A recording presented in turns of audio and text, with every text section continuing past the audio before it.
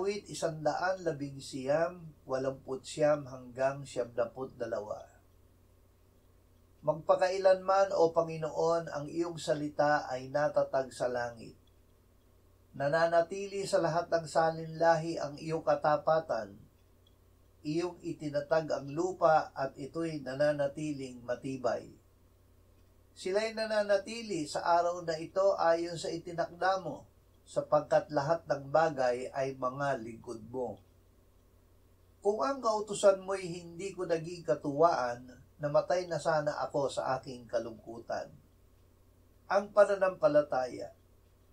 Ang pananampalataya ang katiyakan sa mga bagay na inaasahan, ang paninindigan sa mga bagay na hindi nakikita.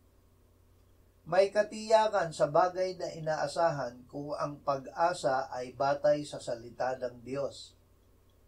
Ang anumang mga bagay na isinulat noong una ay isinulat upang tayo ay matuto, upang sa pamamagitan ng pagtitiyaga at sa pagpapasigla ng mga kasulatan ay magkaroon tayo ng pag-asa.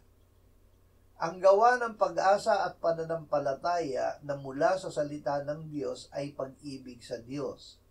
Ang pag-ibig sa Diyos ay paggawa ng sinasabi ng Diyos. Ay,